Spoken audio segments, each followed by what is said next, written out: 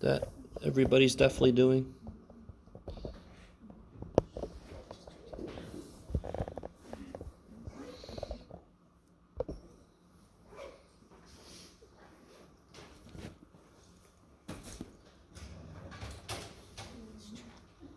Homework's going okay? Yep.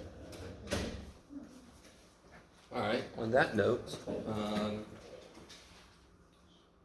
we are going to have, like I said last time, I just haven't told you what it's going to cover yet. Here we go. Yeah. We're going to have a quiz tomorrow on 717-273. Okay, sorry. 717273.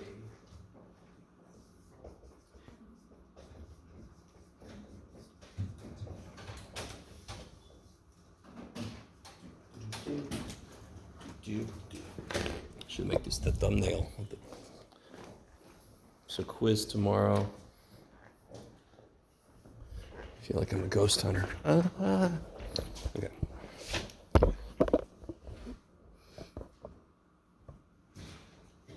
All right.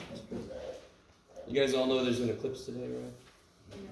You know anybody that's traveled to see it? Huh? To the sky?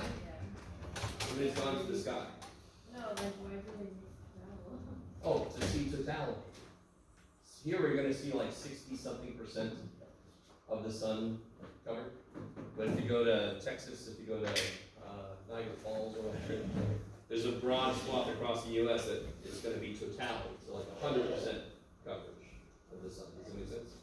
So you get people that travel. I feel pretty lucky. I've seen a total eclipse. Obviously not looking directly at it. That's a bad idea.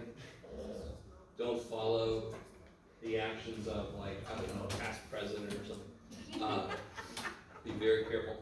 I don't get any medical advice from this person either. Sorry.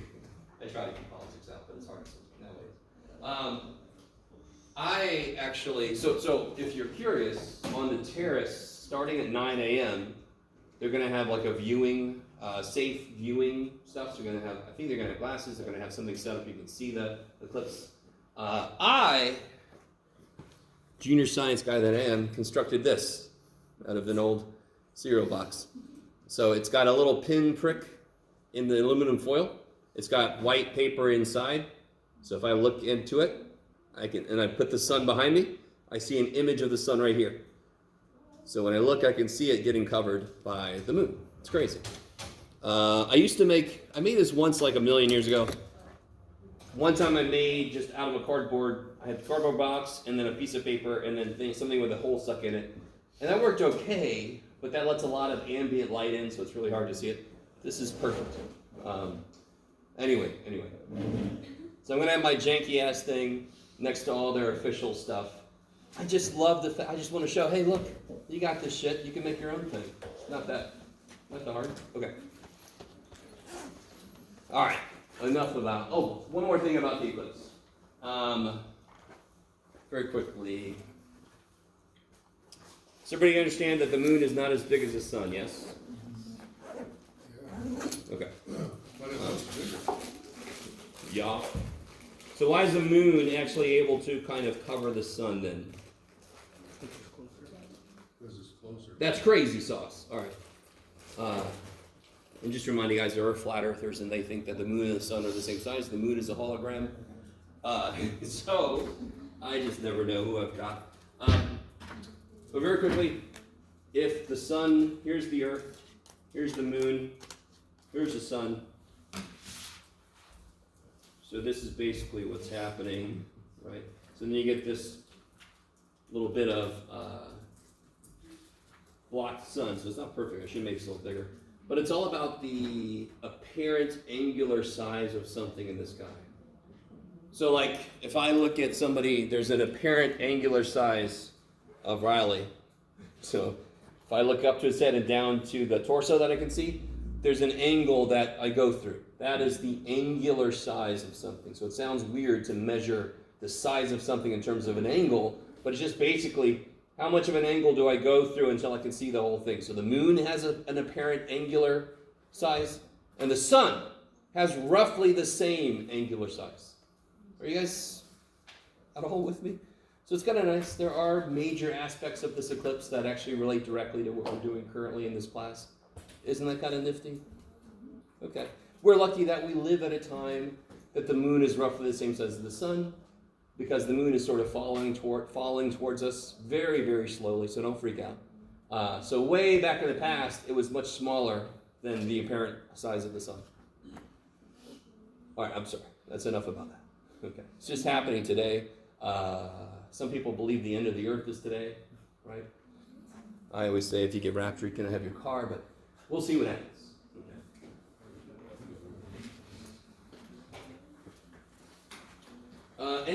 Anything from homework now that a few more people have stumbled in? Yes.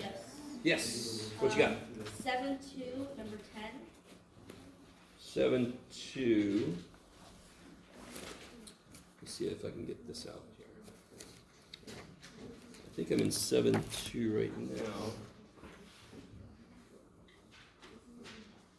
Oh, here it is. Number 10. 10.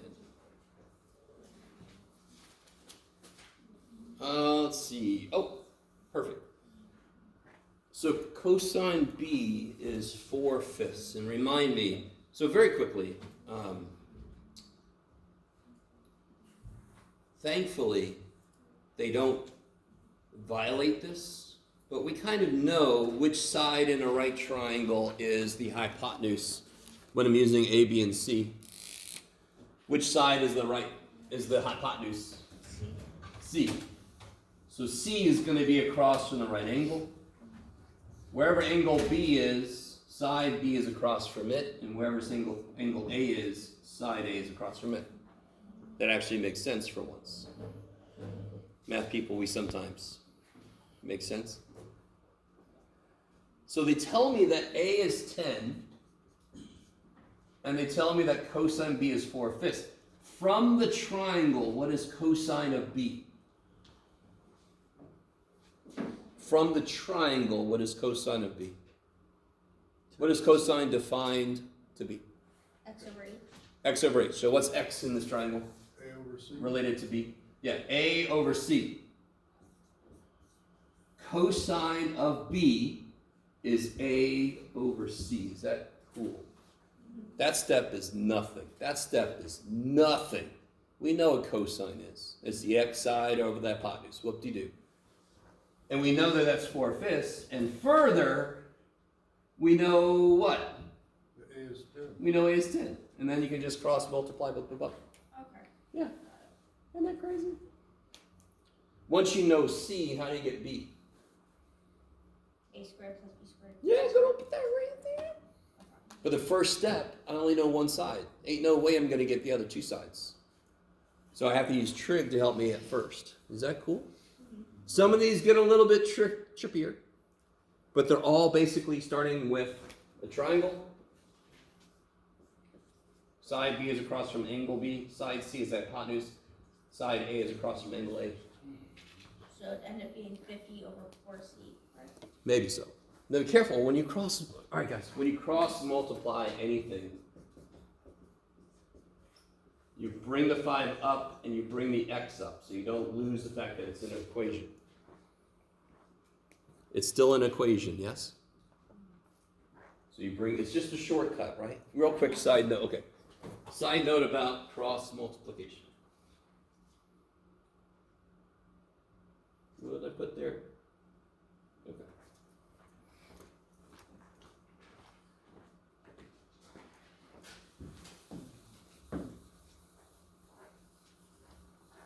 All right. All cross multiplication is a shortcut. I have fractions in this equation. Very obviously. Good job, Jeff. If I have fractions in an equation, I don't want them, so I kill them. That is not a life lesson, by the way, okay?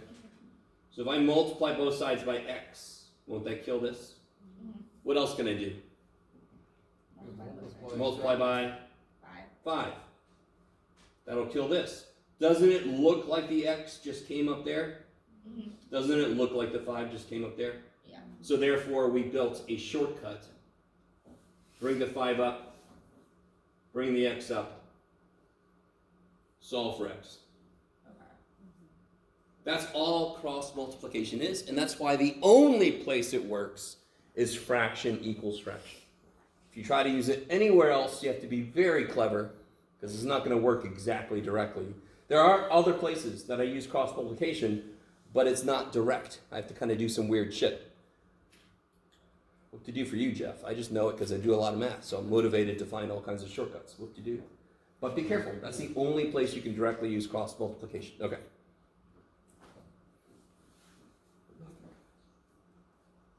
Anything else from homework? All right, let's kind of review a bit. Take a moment, everybody, without using a calculator and without referencing notes. And I'm not going to look at this, so this is up to you. Just tell me, just write down what, Jiminy Jeebus, write down what cosine of 30 is. Don't say anything. Don't look at notes. Just be honest for yourself.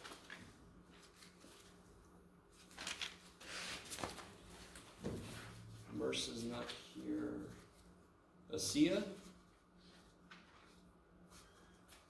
Asia's not here. Chinwan's not here. Philip's not here. Raul's not here. Damn it. Dahlia, not here. Okay. I wish they'd tell me they were coming so I wouldn't grade all the stuff. Okay. So who's got that? What's cosine of 30 degrees?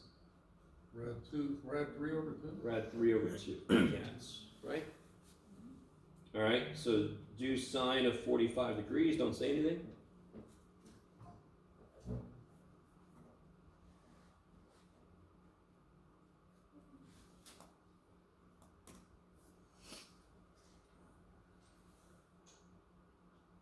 All right, somebody else tell me what you get.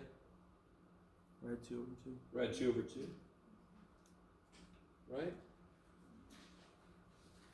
All right. Now try to do tangent of 90 degrees. Don't say anything.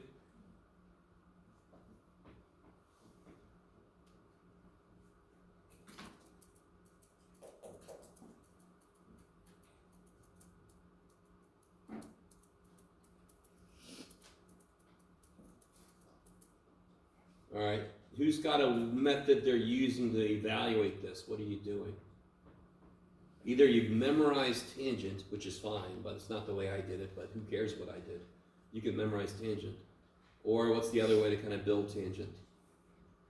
Sine over cosine. Yeah, tangent is sine over cosine, correct?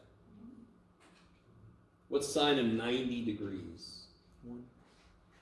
Yeah, why is sine of 90 1? Because what is sine like? Sine likes y. And at 90 degrees, it ain't nothing but y. So it gets all of the whole 1 radius of the unit circle. It gets all of it. What about cosine of 90 degrees? 0.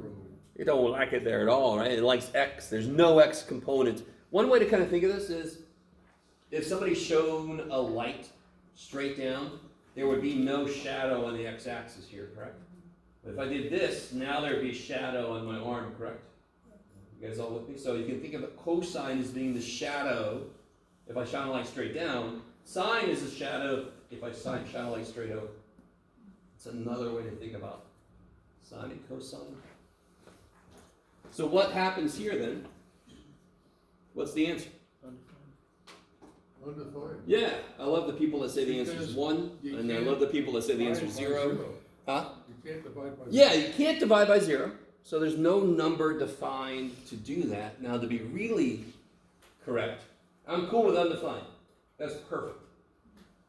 But a slightly more correct way to say it is infinite. Who's got their, go ahead and grab a calculator. Who's got a calculator? What is the tangent of 89, you can do it, Jeff, 0.9 degrees. Make sure you're in degrees, right? 572.957. 572 Yes. point stuff? Okay. What's the tangent of 89.99? Somebody else tell me that one. Make sure you're in degrees, right?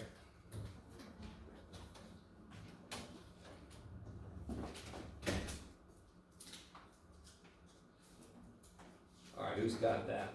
Yes. Oh, okay. Nobody else is saying anything. Go ahead. 5,729.577. Yeah. So as I get closer to 90 degrees, doesn't my output get stupid big? So you can imagine, just keep going. It's a nice pattern that we set up. So I will accept undefined all day long. But another way to say this is infinite. Because it literally, so of course, so what does that mean? If I was to graph tangent, which we're going to get into today, what would have to happen at 90 degrees or at pi over 2?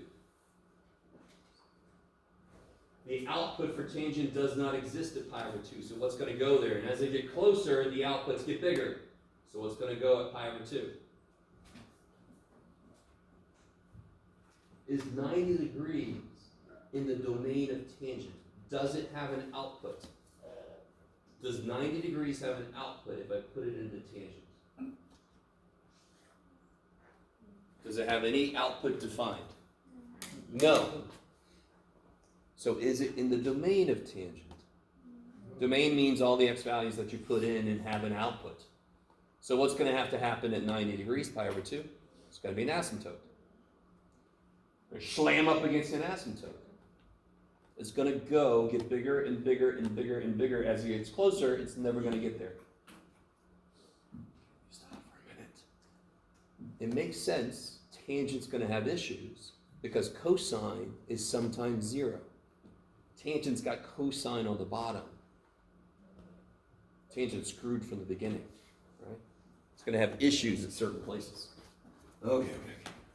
All right, so part of tomorrow's quiz is going to be me you're not going to use a calculator. You're not going to get to use a calculator. I'm just going to put a bunch of these, and you're going to have to answer them. I'm also going to put something like this. What you got, Jeff? Who knows? Cosine of 240 degrees.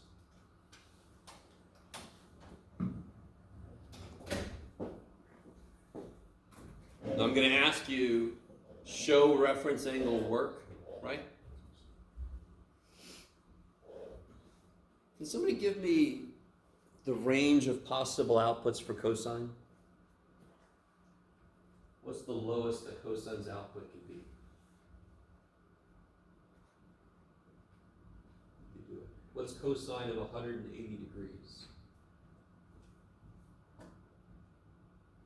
0? Nope. All right. Stay with me. Does cosine like x or y? Cosine likes x. Cosine likes x. So at the x-axis, it's very happy. So if cosine of 0 is 1, because where is 0 degrees? It's in the first quadrant, that's where x's are positive. So what's cosine of 180? Negative 1, kick ass. So what are the possible outputs for cosine or sine?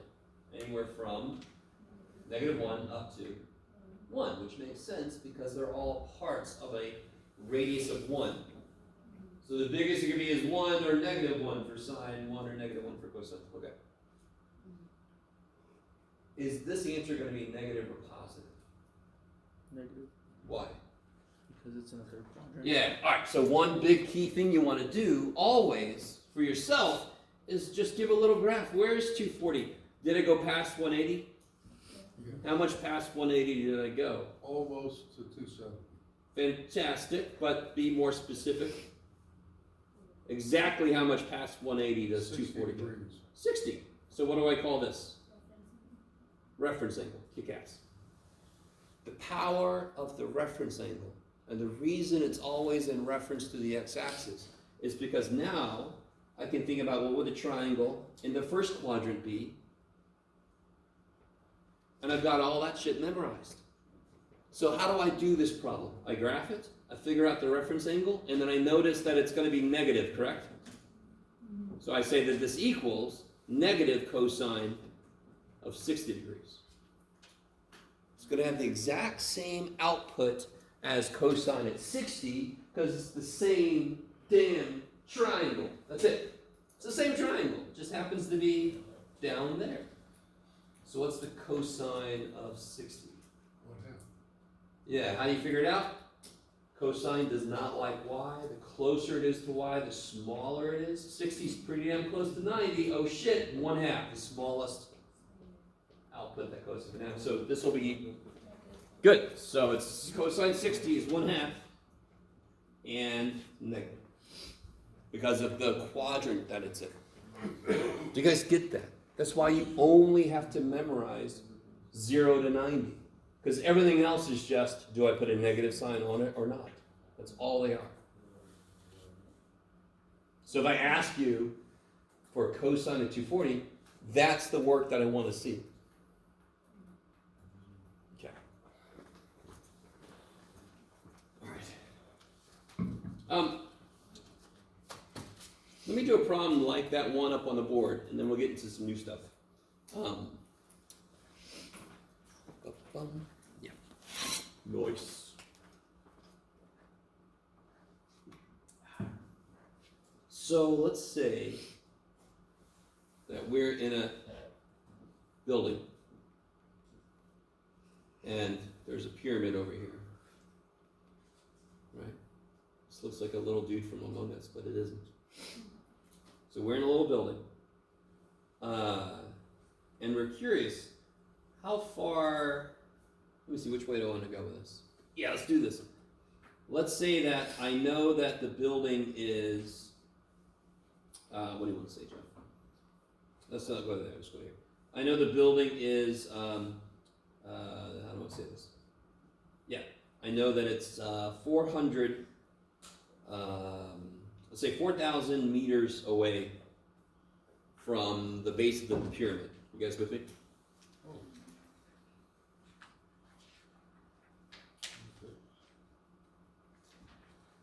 It's a better way to draw this, Jeff. You could do it by now. Yeah, okay, we'll do this. We'll do it right here. Yeah, that makes more sense. And I know that when I look out my window, the angle to the top of the pyramid is 20 degrees. And I know that the angle to the bottom of the period, I love it, Jeff. The pyramid is, let's say, 7 degrees. It should go to here, but I'm trying to get a right triangle.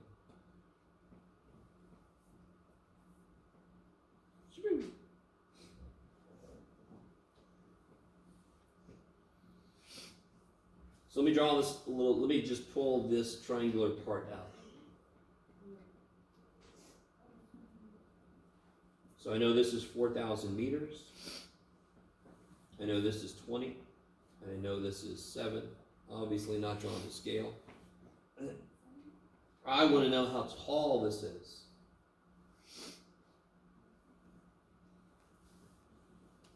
Let me stop for a minute.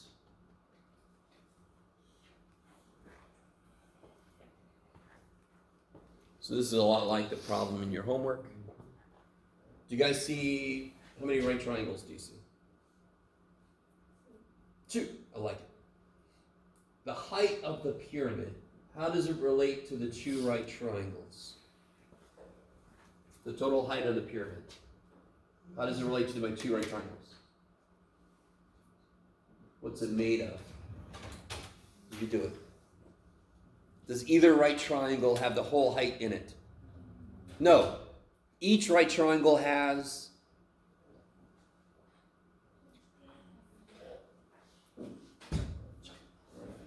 a piece, yes? A piece of the height. Could you find this side of this right triangle? Yes. And could you find this side of this right triangle? And then how would you figure out the height of the pyramid? Just add them together. There you go. Sweet. So for us right now, until we get to chapter 9, I think, we have to work with right triangles, because what are trig functions based on? Right triangles. We will eventually learn how trig functions relate to non-right triangles, right? Okay. But right now we have to live with right triangles. So help me out. What equation can I set up for this? I'm going to call this y. Let's call this y1 and y2. Right. What trig function relates what I know with what I want to know for this first triangle?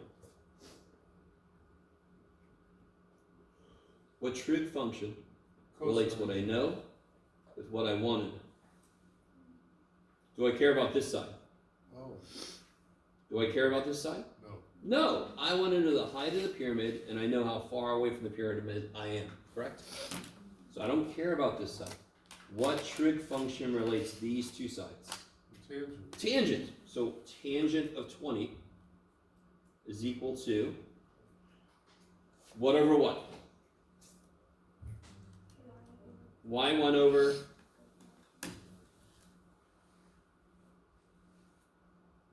4,000 meters? yeah, y1 over 4,000. Yes. Tangent's y over x. Are you guys at all with me? This is trying to be y1 by the way. 1,000? 4,000. Yeah. Thank you so much. And then what do I set up for this guy? The lower one. What relates the side I want to know and the side that I know? Isn't this still the y side? Isn't this still the x side? So what trig function do I use to relate the y side and the x side? Tangent would be the y side over the x side. From the first equation, can you figure out what y1 is? And from the second equation, can you figure out what y2 is? How do I solve for y1 in here? What do? Do y1 by itself, so I want to get rid of... You can put tan 20 over 1 and cross multiply. No, you don't have to do all that shit. I just want to get rid of 4,000, correct? Right. Then y1 would be by itself, so I multiply by 4,000. Right, what do you do? 4,000 tangent 20 equals y1. And for the second dude, same idea, 4,000 tangent 7 equals y2. Now I'm really curious. I came up with all these numbers right out of my ass, so I'm not sure if a pyramid exists, but we'll find out.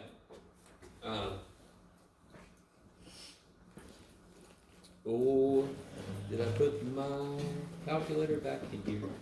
No. Get in there.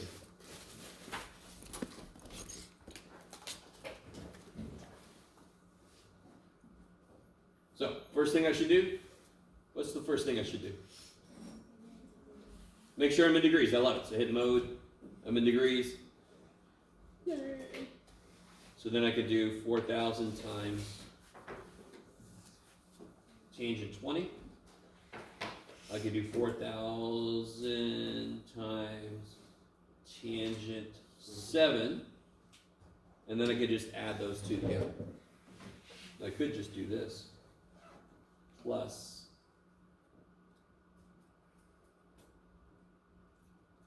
shabam! So then this pyramid would be just about 2 kilometers tall. I'm not sure there's a pyramid that's 2 kilometers tall. Let's see, I'm on another planet somewhere.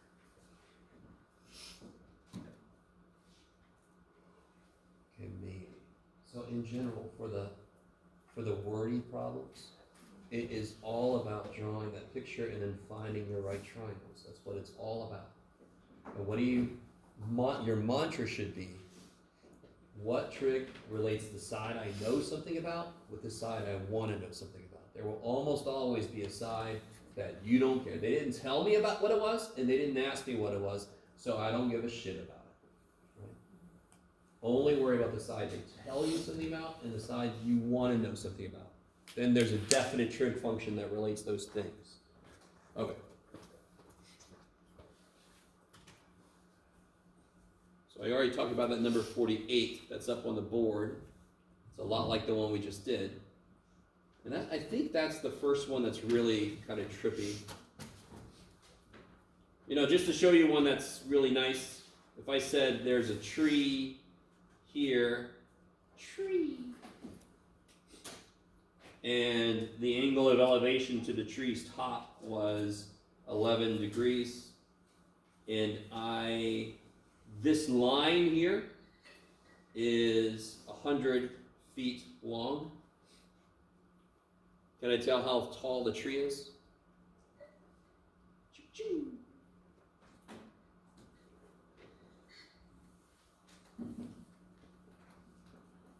Angle side, I don't know. So guys.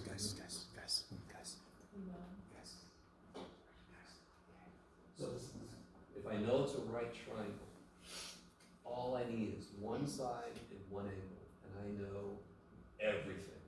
I know everything about that damn triangle. Because every trig function relates two sides, correct? I know the angle on the base is 11 degrees, so I can figure out sine, cosine, tangent. I can throw that shit in the calculator. I know it. And I know that hypotenuse is 100, so as long as I set up a good ratio, I'll only have one thing I don't know. So right now, what question did I ask? Which side do I care about? Which side do I care about? The y side, because I want to know how tall the damn tree is, right? So what trig function relates the angle I told you and the sides that I give you information that I want to know? What trig function relates these? Careful. Sine. Sine. Sine likes y. Sine of 11 degrees would be what over what? Y over 100. Become a y. This is going to be a very short tree, by the way. Y equals 100 times sine 11. So just to kind of finish this out, 100 times, no, Jeff. So close. Sine 11, 19 feet tall, just about. 19.1. Okay. So there are going to be a few problems in the homework. That is just one little right triangle.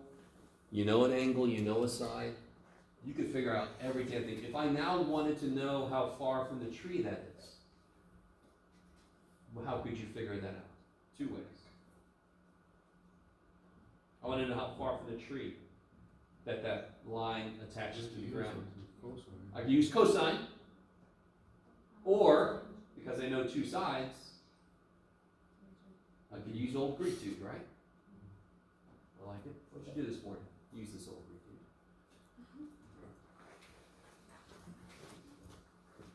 So if I want to know this, I can either do, what would cosine of 11 degrees be in this triangle? What would it be? X over 100. So I can either do this. Yeah, 100 times cosine 11. Let's see what we get. 98.16. Or I could do Pythagorean theorem, because now I know that y is 19.1 roughly. By the way, I know my answer is not going to match because this is rounded, correct? Yeah. But let's just see what we get. So if I do 19.1 squared plus x squared, that's 100 squared. So x will be the square root of 100 squared minus 19.1 squared. Is that all right? Yeah. Square root 81.9. 100 squared. No, careful. Minus 19.1 squared. 98.16. That's pretty good. That wasn't really off by much at all, right? Whatever, Jeff. But it was off a little bit because we rounded this to 19.1. So of course it's going to be off a little bit. But either method is valid. I don't care. Does everybody understand? So the immediate power of these silly little trig functions that are just ratios of sides of triangles is I can do surveying. I don't have to climb the tree to see how tall it is. I can just walk away from it, look up to it, know how far I walked, and I can figure out how tall that damn tree is. That's good. That kicks ass. Go humans. We figure that shit out. Okay. So, You've got to get in there and try some of those problems out. If I give you one of these wordy problems, I will give you one like this. In fact, I'll just tell you right now, I will. And it's going to be an angle that you know. So I'm not going to let you use a calculator, so I have to give you like 30, 45, 60. You guys with me? A little bit? Sort of, Jeff? Whatever you say, man. The world's going to end today. Who cares? Okay. That's a quiz tomorrow. If we're still around, yes. Okay. We survived the Mayan thing, so I think we'll survive today. All right. So if there's no further questions, us crazy ass people, we're going to get into chapter 8. So chapter 7 just laid the groundwork of what trig functions are, how we can use them in some basic problems. The problems can get a little bit more than basic, but they still are one right triangle at a time. So if I give you a word problem, you can draw it. Look for your right triangles. Yes? That's what everything is based on right now for us. Okay. Now, what we're going to do today is we're going to do, of course, what pre-calculus is all about. I don't know if you guys remember what I called pre-calculus. I'm pretty sure I told you this. I called pre-calculus graphing hell, right? And again, I know, I don't want it. So the purpose of that phrase is not to make you feel, oh shit, I'm going to go through hell. It's to explain the purpose of pre-calc. One big idea of it is analyze the hell out of graphs. So when you get to calculus, you can draw a rough sketch very quickly. If I just want a rough sketch from you in calculus, you're like, oh, thank God, because I analyze the shit out of them in pre-calc. So I can draw a rough sketch really well. Your rough sketches have to be decent, so then your calculus actually works out. I don't know if you guys are with me or not. So in calculus, we want the calculus to be trouble, not the little graphs you have to make. Okay. That's one big thing you want to come out of pre-calculus with. Now, let's start with the nicest little dude, sine. It's a nice little dude. What is the domain of sine? Is there any angle I cannot take the sine of? Sine line's y. I don't care, but is there an angle I can't take the sine? Can you take the sine of 6 degrees? Of course. Can you take the sine of 6,000 degrees? Of course. It's just a bunch of rotations, correct? Can you take the sine of negative 18 billion? Of course. It's just a bunch of rotations, yes? So what's the domain of sine? All real numbers. I love it. So I can take the sine of any damn angle you give me. Right? I'll say this, as long as it's a real angle, okay? We're dealing with real inputs. You don't want to see complex trig functions. Okay. So, you guys, a lot of you guys should know what this looks like already. What's a sine wave look like? Does anyone know? There we go. I love it. Okay, see it. Yeah. So you had to do. So a sine wave goes like that. So does a cosine wave. That also goes in. So if you watch horror movies very often, especially ones back in the old black and white ones, you always saw an oscilloscope in the back. If any of you guys do any music, I'm sure you've seen the sine wave that relates to the frequency of the music you're playing. You turn the gain up too much, all of a sudden it cuts off. Anyway, if you've never done that shit, you're fine. You don't have to. Okay. The outer limits. Outer limit, exactly. Don't adjust your TV. That's the Twilight Zone, but I'm already. So y equals sine x. I am just going to look at the first quadrant stuff. Because once I graph that, I can just put arrows saying continue forever. So let's put in there 0, and just to make everybody really excited, I'm going to put pi stuff in there. I'm going to put radians. Let's do the main guys here. Let's do this.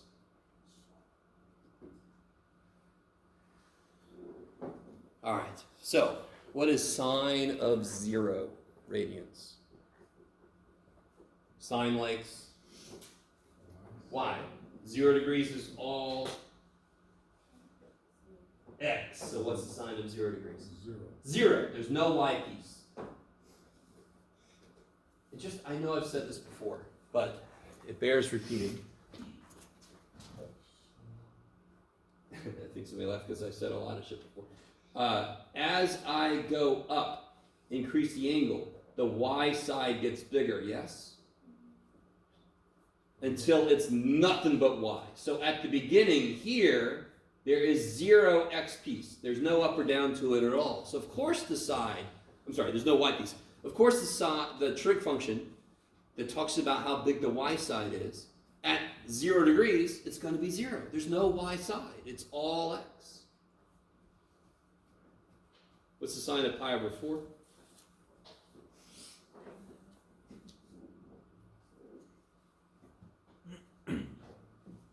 Radical 2 Rad over 2 2. over 2? Rad 2 over 2. We're going to do this by hand. Bless you. So that's roughly 0.7. Sine of pi over 2? 1. 1. Yeah, it's all y, so it loves that shit. What about 3 pi over 4? That's a reference angle of pi over 4, right? Negative. Good. Rad No, 2 no, no. over 2. -1. No, no, no. No. So, here's 3 pi over 4. Is that cool? What's true about the y piece?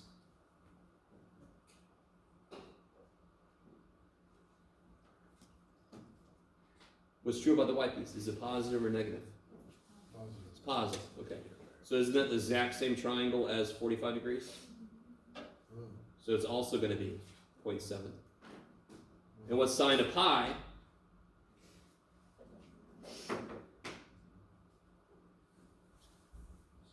Zero. There's no y piece here. 0. So now if I keep going,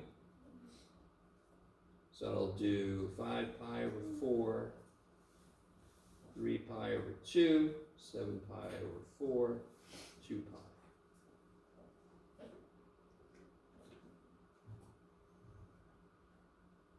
Can you guys see I can do this very quickly now? This is a reference angle of 44 degrees. It's going to be 0.7, but it's 5 pi over 4, which is where sine is. It's here now. Sine is going to be It's negative. negative. Okay, so negative 0.7. This is going to be -1, negative 0.7, 0. Okay, so let's graph this thing. Now I've got an XY table. Oh, poor little dude. So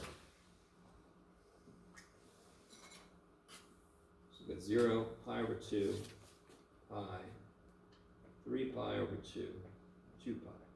And I could just put the pi over 4 stuff there. So bam! So 0, 0. The biggest output's going to be 1, the smallest output's going to be -1. So I can make my y scale pretty zoomed out.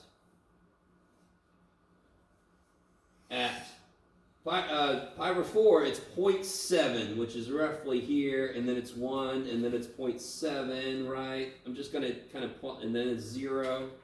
Then it's -0.7, which is about right there. And then it's -1, and then it's -0.7, and then it's 0. So sure enough, it does this kind of thing. It'll go forever, it'll go forever. So that is a basic, I'm going to throw a word in here that'll excite the hell out of you. A basic unshifted sine function.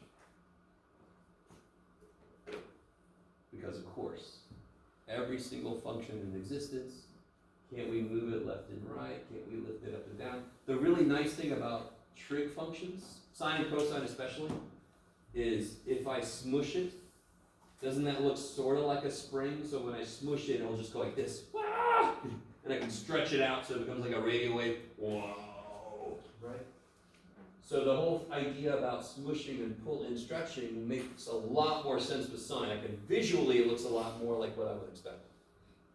So for example, is everybody cool with that? Let me see, which way do I want to go? Yeah, let's do cosine real quick. And then we'll start messing with these poor little things.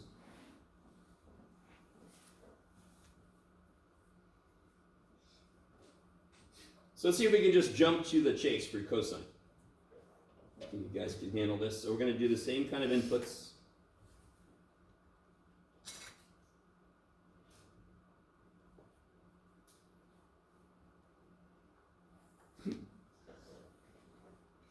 1 maximum output, negative 1 minimum output. What's the cosine of 0? 1. 1. Then it's going to go to rad 2 over 2, 0, negative rad 2 over 2, negative 1, negative rad 2 over 2. So, I mean, do you guys all agree with me that cosine and sine have the same outputs? They just happen at different places? Cosine is rad 3 over 2 somewhere. Sine is also rad 3 over 2 somewhere else, right? So they have the same exact outputs, they just happen in different places.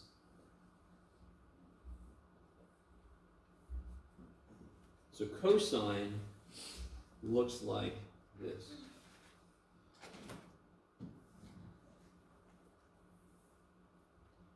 So I need to make sure you understand this.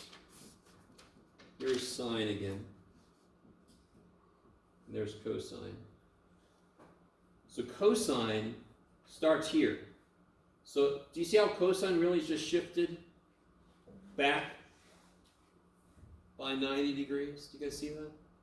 If I just shift sine back, it becomes cosine. Is everybody with me? Is anybody with me? You guys out there? Am I alone? Shit.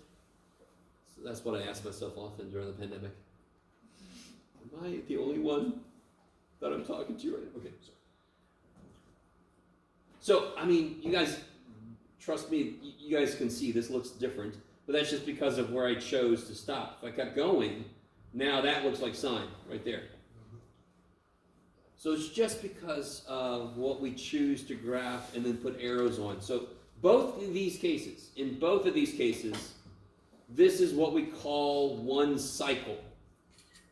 So this would be one cycle. I don't know what you got there, Mike, but I don't know if you want to try again. Well, there it is. Oops. And this is one cycle. So how long does it take for sine and cosine to get through one cycle? And of course, one cycle means I've gone through everything and I'm just going to start repeating everything I just did. That's what one cycle means. How long does it take? How wide of a distance do I fit one cycle in? From 0 to 2 pi. We call that the period. So we have things that are periodic. The period is how long it takes for one cycle.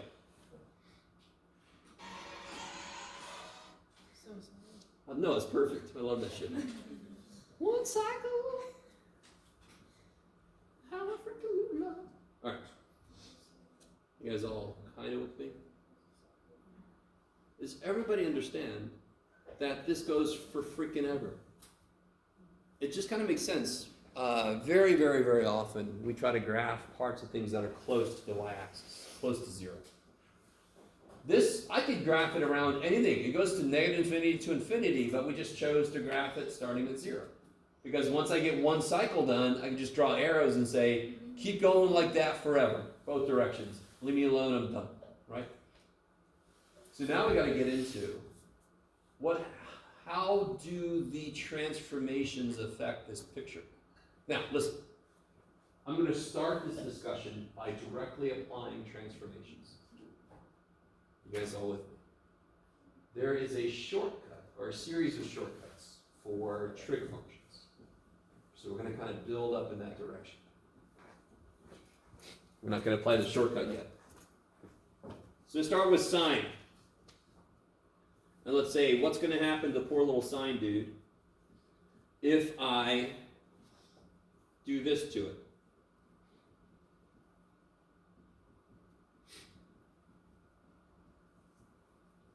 Let me see if you guys remember. Real quick. You guys remember if I have a function and I put like x minus 2 in there, which way does it actually go graphically? It goes to the right. And we talked all about why that's true. So this one is not going to stretch by a factor of 2. It's going to do the opposite.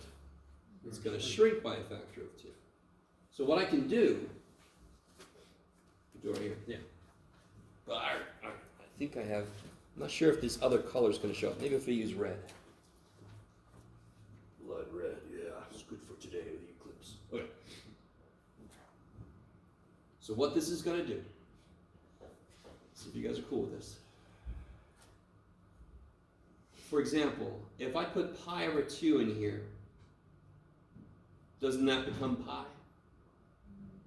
So the output that I would normally get at pi will now happen at pi over 2. Do you guys understand? So how do I get a pi to show up in here? What do I put into x to get a pi to show up here? I put pi over 2, correct? Because what's the first thing I do to any input? I double it. So to get an output of 0, I can now put pi over 2. And again, I know this is going to compress it by a factor of 2. It's literally, I've got this spring, and I'm just going to go, ugh. So now instead of doing this, it's going to do this. It's going to get through its cycle quicker because I'm smushing it. So every output just gets put back by a half, by a factor of 2. So I cut that in half. What's half of 3 pi over 2? 1.5 pi over 2. That's what 3 pi over 2 is. What's half of that? What's 1/2? Well, 3 pi over 4. 3 pi over 4, which is right there. Smush. What's half of 2 pi? 1 pi. Holy shit. So now, this looks like this. Become a big one. Okay. It keeps going forever, and it keeps going forever. Okay. Anybody in music, what would that do to your musical note? Be an octave higher. It would, the pitch would go up, right? Sort of like when you have something coming towards you. Right? So when you're coming towards you, what's really neat is the sound waves get compressed because it's coming at you. When it goes past you, the sound waves get elongated because now it's going away from you. I don't know if this makes any sense. So something's coming at me with sound waves like this, they're going to get smushed because it's coming at me. So the sound waves actually get smushed, and that's why it sounds and when it goes past me, they get elongated. That's the frequency. So that's going to translate into a higher and a lower pitch. Okay. Do you have to know any of that to be able to graph this? No. I'm just showing you a real life example of what the hell this means. Okay, let me stop for a minute. What would have happened if I would have put a 1/2 in instead of 2? Yeah, double. It would have stretched. Where would it have ended? Currently it ends at 2 pi. If I put a 1/2 in there, it would have ended at 4 pi. Kick ass. What's the period of this new one here in red? What's the period? Yeah, exactly half as much as it used to be, correct? Okay.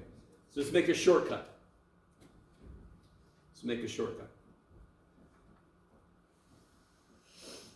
So if I see a number right there, a multiple of my input, something multiplying my input, I know exactly what the period is going to be for the new function, right? So let's see if you guys get this. The new period is going to be the old period. So for sine and cosine, it's 2 pi. And again, what makes sense here is the old period is 2 pi, now it's pi because this had a 2 there. So of course I just take the old period and divide by what's there. So for example, if I had y equals sine of 1/6 x.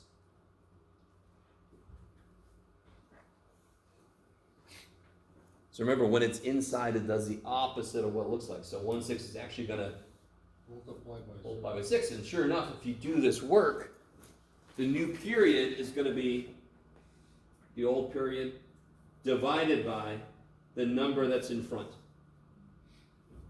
So that's 2 pi times the reciprocal, which is 12 pi.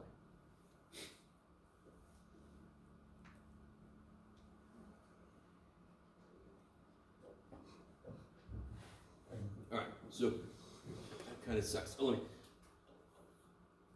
that's its own little step. It's just taking a moment to figure out the period. Are you guys semi with me? Okay.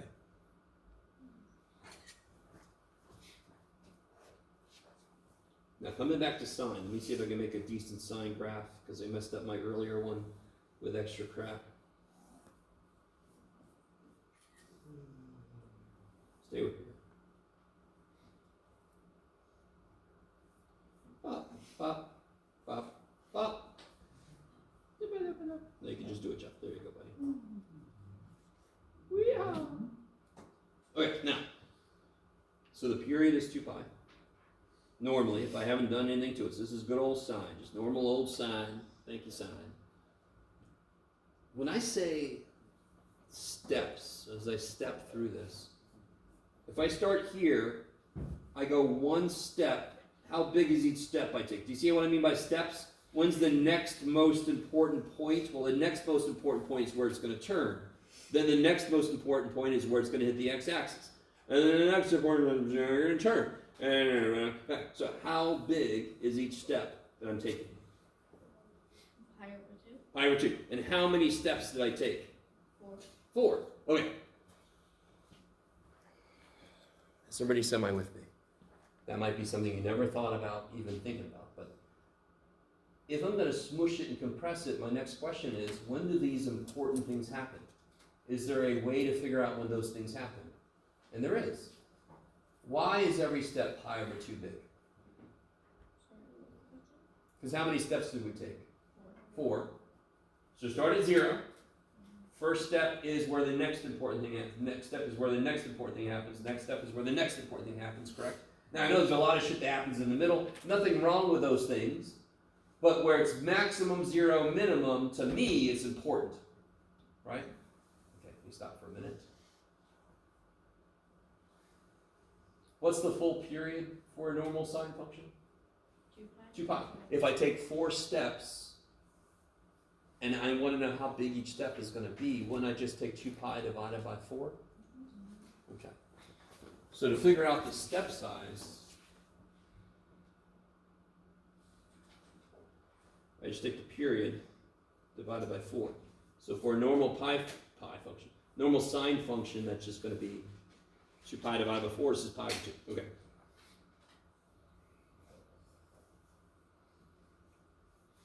So if I have something like this, if I have something like this,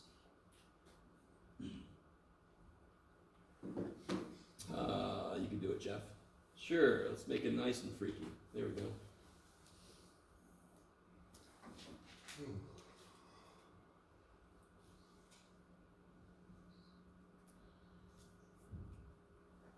First question is, what's the new period?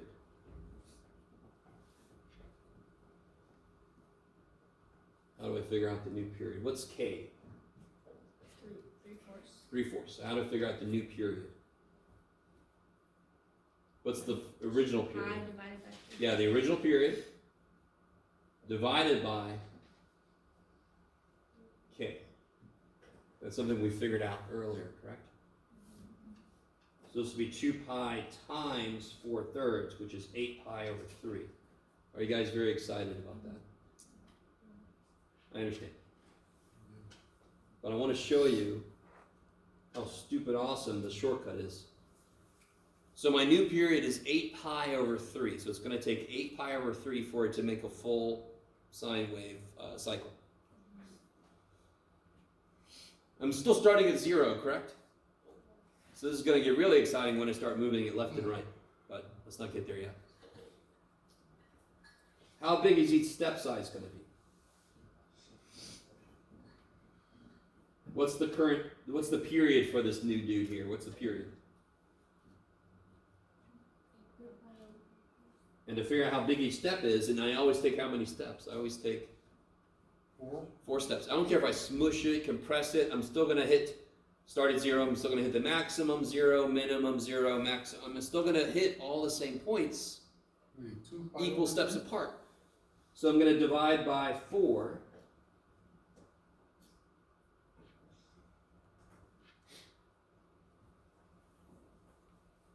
So, let me see. I don't know if you guys are really with me or not. Yes? Okay, so again, this is super important. Normal sine function starts at 0, correct? Then I hit these key points. I hit a lot of stupid points, you agree? But I hit, this is a key point. Why? Because this is the local maximum. This is a key point because it's an intercept. This is a key point because it's a local minimum. This is a key point because it's another intercept. Do you agree that those are kind of the most important points?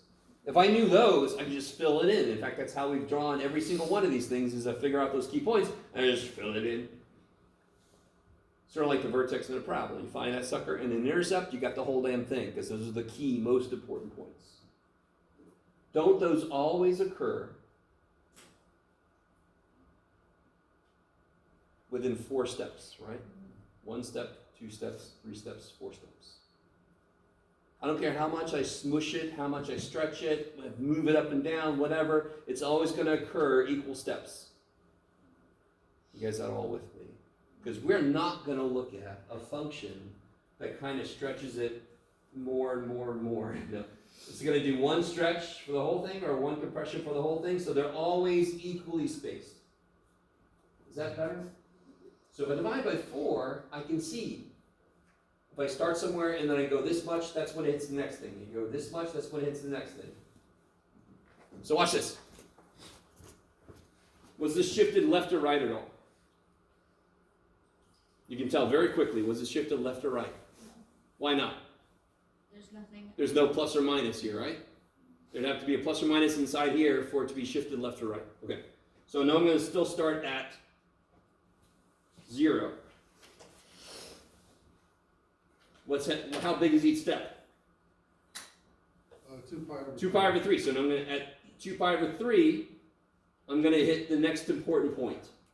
That's going to be a local maximum. Which, because this hasn't been reflected or anything weird, is going to be where it's maximum. If I take 1 more step, what's the next important point I hit? It's going to be I'm just stepping by this much, correct? So if I take another step of 2 pi over 3, it's where it hits the y-axis. I'm sorry, the x-axis.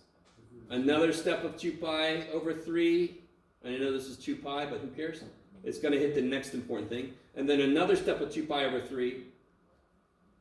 It's going to hit the next important thing. And what's really important about this number I just wrote down?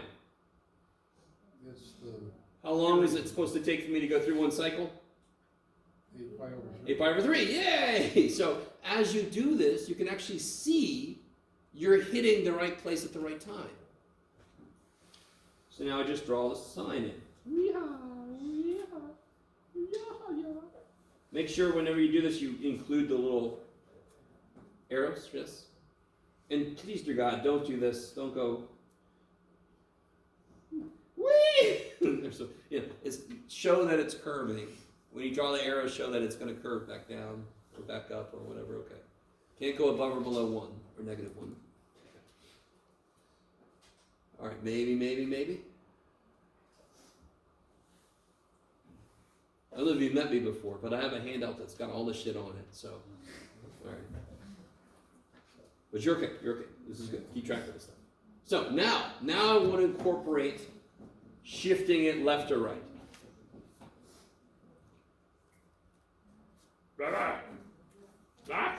Jeebus. Okay. So let me give you one that's really nice. I'll tell you why it's really nice. Well, no, let's start with nothing. I'm going to give you one that's really mean. Sorry. Not the right.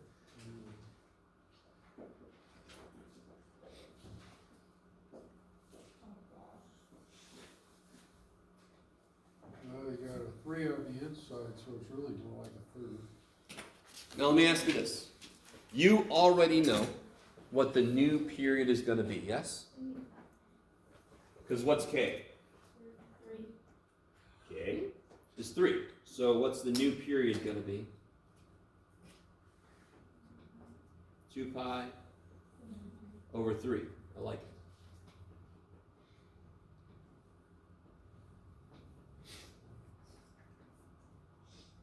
All right.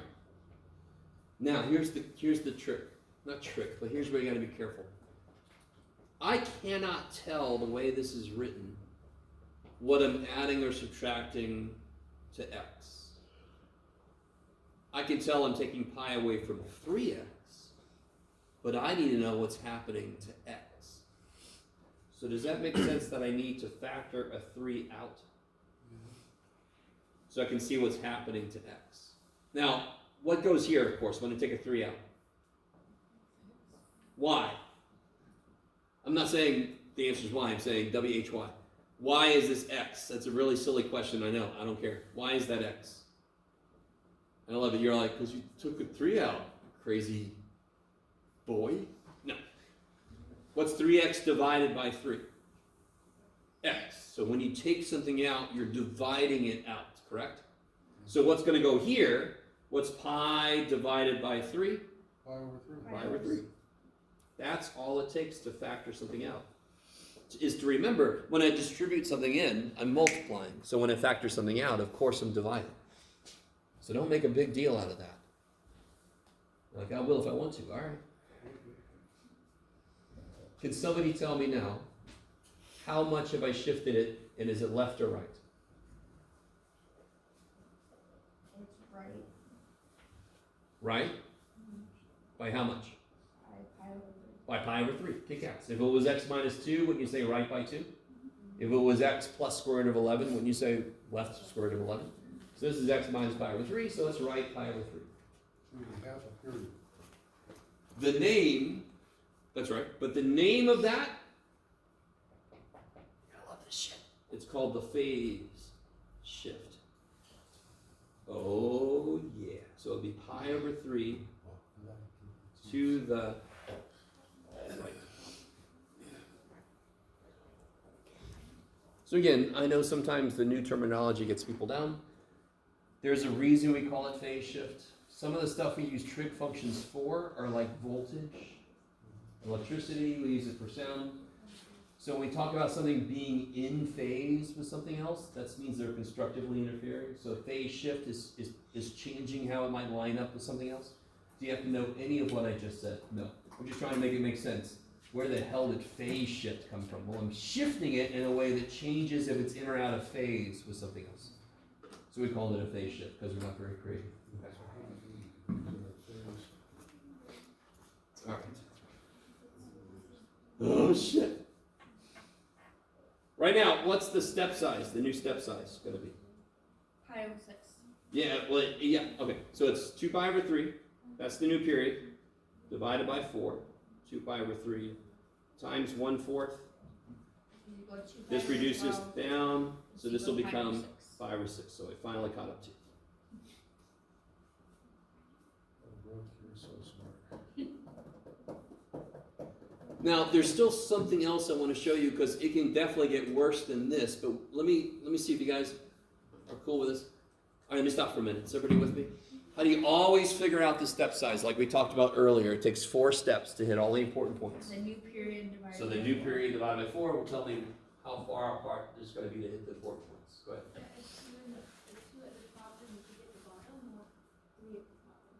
Oh, yeah. I'm really sorry. You guys deserve a teacher that can write, but that's not what you got. So it's a 2, I don't know if that helped. It's a 2 on the top. It's just the what's the new period? 2 pi over 3. And I'm going to divide that by 4. So I multiply by 1/4. This reduces to 1 over 2, so I get pi over 6. So the question where does sine start makes no sense because it goes forever. But for us, where do we normally start our sine graph? 0. At 0. Where am I going to start now, considering I've moved it? I'm going to Some start direction. at pi over 3. I'm going to start at pi over 3. Is that cool? Because it goes from 0, it gets shifted by pi over 3. Are you guys all with me? I love you guys. What I'm going to do, to be really nice to myself, do you see how every step I want to take is pi over 6? And this damn thing is pi over 3. I'm going to make this 2 pi over 6. I'm just going to make like denominators right now. So I shift it to the right by 2 pi over 6. And then what's my first step take me to? If I add pi over 6? 3 pi over. 3 pi over 6, I love it. I don't care about reducing, who cares? Next step. Holy shit. Next step. Next step. 6 pi over 6. 6 pi over 6, which is pi, yes? Now, how big is the period? 2 pi over 3, correct?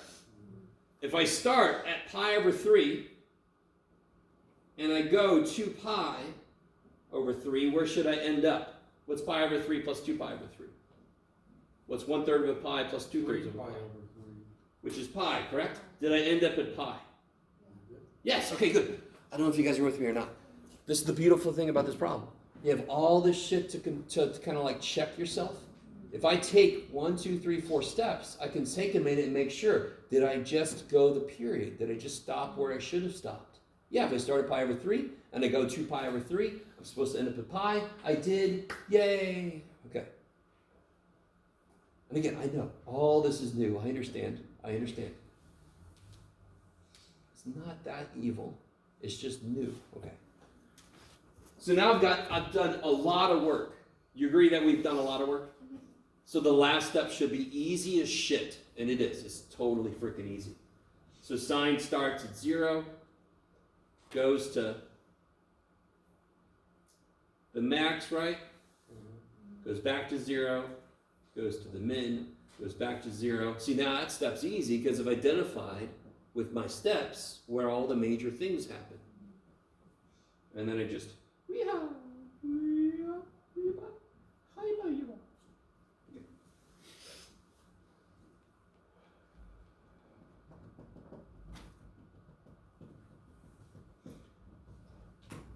now notice that this is where you got to be really careful, especially when we get to tangent cotangent.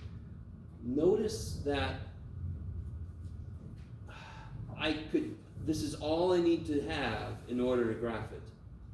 But there is one other thing I want to show you, and this is really good to do when you're brand new to this shit. But now that I have this, I can show you that it works.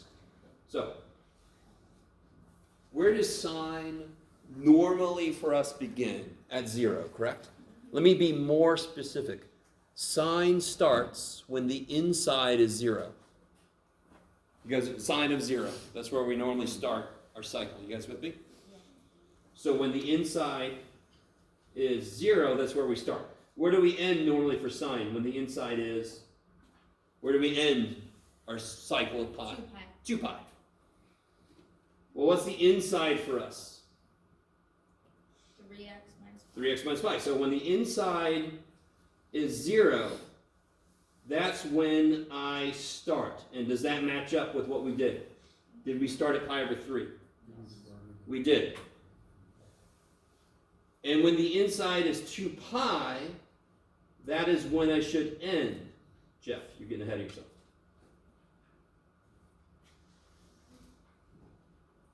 Is that where we ended? Yes. So you can actually do this first, and then you can kind of, as you step, you can make sure you're hitting all the right stuff. I don't know. So this is extra, but it's really smart to do. So let me give you this handout. There it is, Jeff.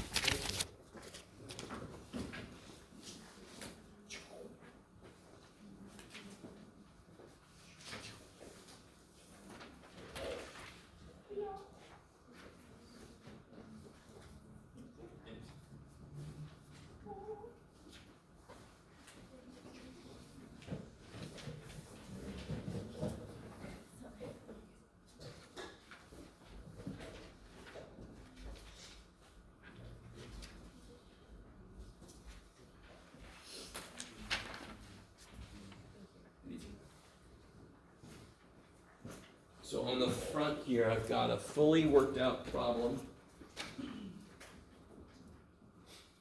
This one's nifty, and I was going to do this and I decided not to, but let me show you this example. Do you see how the k's got a pi in it? Therefore, my period is not going to have, it's 1. So then my step size would be 1 divided by 4. Did I do that here? Sort of. I sort of did. But if I want to do the work, step size would be period divided by 4.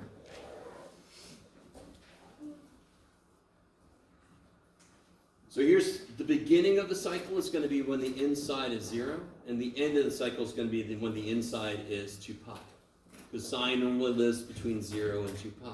So I should begin at 1/2, which matches with my phase shift, and it should end at 3/2, which matches with my period, right? Isn't this 1 apart? So I start at 1/2, I end at 1.5, and then I've got every step takes me to the next important thing that happens. Of course, I cheated a little bit, had a computer make this, but I figured you were tired of watching me try to make a nice graph. All right. So we basically have no time, but just next time we'll do this. This one. I love how, yeah, that works, that's fine. So we'll do a cosine, we'll build it off cosine. We'll do all that together. Don't forget tomorrow, quiz 7.1 through 7.3. All right, be careful. Up on the terrace, they're gonna have eclipse viewing. They should actually be up there right now, even though I don't think it starts until like 10:40 something. Are they gonna have cereal boxes for us? Huh? They're gonna have stuff that is better than my janky cereal box, but my cereal box will work as well as their shit does, so I don't care. Last Wednesday, they worked until like 1:15, and there was no class or like finish. I wanted to take the test, the quiz. I was just wondering if that was like something I could just like replace that with the test. Yes, totally. I'm sorry I didn't get back to No, you. you're good. But yeah, You yeah. might have, I In might general, have. the quiz is, if you miss it, you let me know, then it gets replaced by the tester again. Yeah, I just wanted to. Cool. Thank you. Good luck.